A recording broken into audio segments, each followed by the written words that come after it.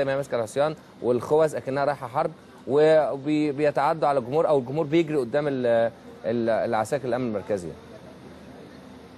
بص انا عايز اقول لك كابتن نادر، يمكن احداث المباراه كلها يعني ما تستاهلش كل اللي حصل ده خالص. المباراه هاديه 90 دقيقه جدا، اللي الجمهور بيشجع فرقته. اي نعم بيبقى في بعض الالفاظ او بعض العناصر اللي احنا على طول عارفينها من الجماهير بشكل عادي، لكن مش جديده او مش يعني ما فيهاش اي جديد خالص حصل. احداث عاديه جدا، المباراه ماشيه بشكل جيد جدا، الجمهور بيشجع فرقته. اي نعم بيبقى حابب ان هو يشجع فرقته بحماس شديد شويه، لكن الموقف اللي حصل عقب اطلاق صافره النهايه من الحكم قطب اثار استياء الجميع، وكأن كان شيء مقرر او شيء مدبر هيحصل على طول عقب اطلاق صافره النهايه. الجمهور اي نعم كان متحمس بشكل كبير جدا للصفقات الجديده واللاعبين اللي انضموا حديثا للاهلي، لكن ما كانش فيه ما يدعو لهذا التصرف اللي احنا شفناه، خاصه اللي احنا في لسه داخلين على بدايه موسم جديد وشايفين جمهور الاهلي هيبقى لسه في ماتشات كتيره جايه في مصر، داخلين على مباراه الترجي في تونس.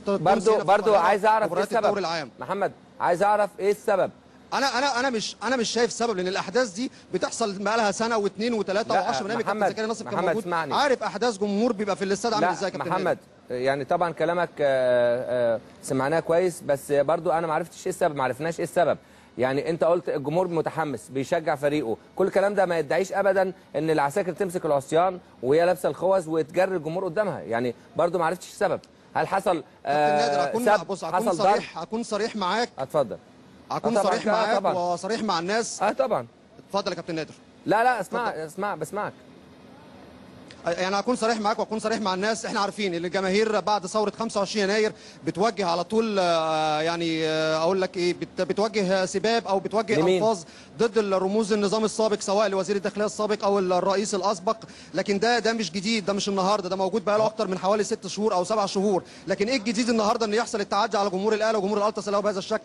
احنا كنا موجودين في المدرجات او مقصوره الصحافه والاعلام، شفنا المشهد. حصل استياء بشكل كبير جدا، وكأن المنظر مش بيجروا ورا بني ادمين. كان المنظر كان مسيء جدا للجماهير، وكان مسيء جدا لجماهير مصر.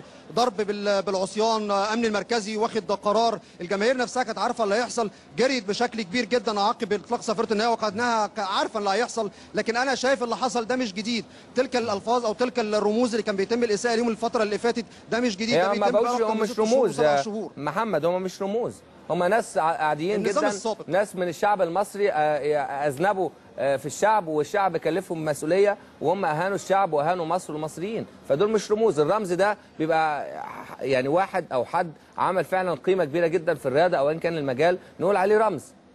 فالنقطه اللي انت النقطه بتتكلم فيها نقطه مهمه جدا، واعتقد ان هي نقطه يعني احنا في ماتش كوره، هي مش في حرب.